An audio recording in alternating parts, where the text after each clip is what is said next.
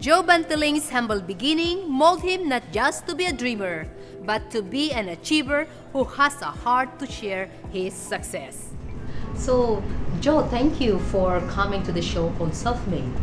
And with that, we would like to know your story. So, can you share with us your humble beginning during childhood? I came from a very small town in a known place in a far-flung province. My parents are small businessmen selling dry goods in the market. But then again, we experienced adversity during the time my father did an accident. It drained our finances. My mother told me, I cannot anymore go to college. But college is my dream. So, against her will, I have to ride a ship to Manila. And I ventured here, make some relatives to shelter. And I continue my studies. I support my studies through selling dry goods to offices. And I sold dry goods also in the market. And I would do part-time teaching and tutoring to my classmates just to have an allowance and to have a tuition fee. And I finished my college engineering in 4 years. It's a 5-year course, but I'm so determined to finish early because I need to get a job.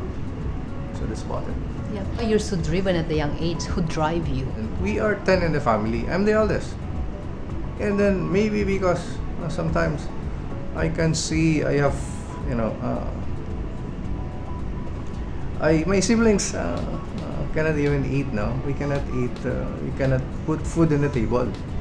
And I was determined to have a good life, to give good life to my siblings as well. How that feel when you left them? Yeah, that's true. I was alone here in Manila. In fact, I experienced sleeping at Doneta during the time. But nothing can stop me. I just wanted to finish it. I'm so driven and focused. I was lonely, but loneliness cannot stop my drive to become successful. So after 4 years, you finish your university. Yes. You went home. Yes. How that feel when they saw you? They cannot believe it. But maybe they also have in their heart, they believe that I can because I was a winner even in college, even in high school, during high school. Because I was wanted to win. And I cannot just, I don't accept failure as a defeat.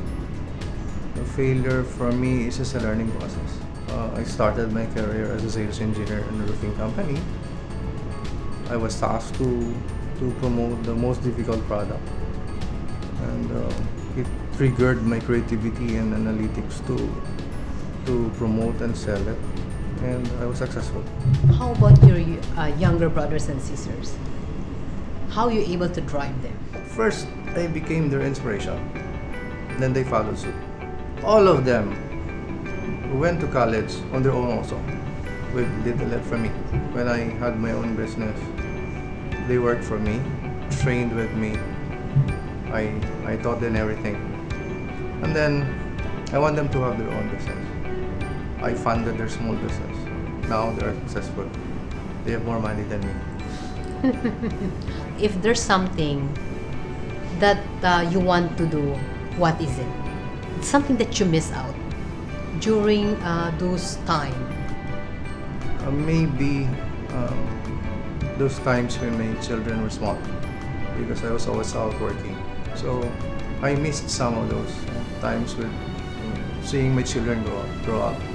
My wife stays at the house, so maybe those are the things. If they were given a chance, I would give more time with my children. How you develop your people? How you mentor them? How you motivate them? That's a good word that you use, mentor. Every person in our organization, I mentor them. It's not managing but coaching. I don't get experienced person from outside. I get raw, fresh from college or 1-2 years experience. Then I mold them into the values that I wanted. I mold them into the character that I want them for them. Until this time, they're okay. Then you opt to stay or go, it's up to you, but at least you're already an improved person. So what culture you teach your people? It's from the day one come in and the day one they leave. What culture do you remember and they use? For my people, I just want them to be passionate with their job. Like, if you love this job, go for it.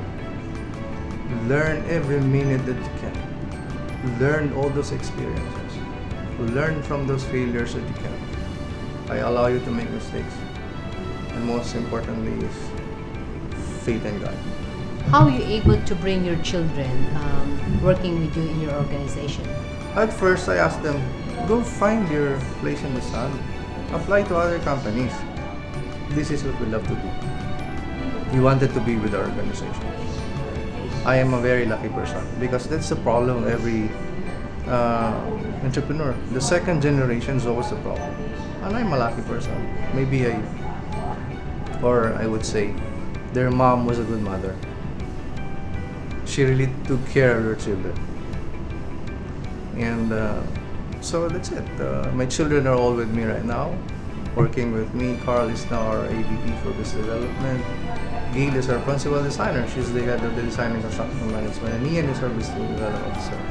Yeah. If there's something that you want to leave behind, a special message to young generation right now to be successful, what it is?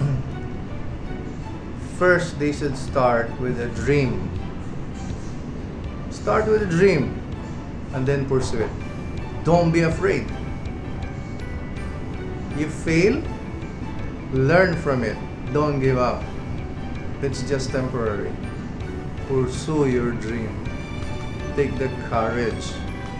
When you fall, get up. You fall 100 times, get up 1,000 times. At the end of the day, you will become successful. Just follow your heart. That's what matters. Yes. Thank you. Thank you so much for this opportunity. It's always an honor to be with Miss Rebecca Bustamante. It's a pleasure having you. Thank you. Thanks, Joe. Every success has its struggles. Every dream has its trials and tests. Listen to their stories because if they did it, you can also be called self-made.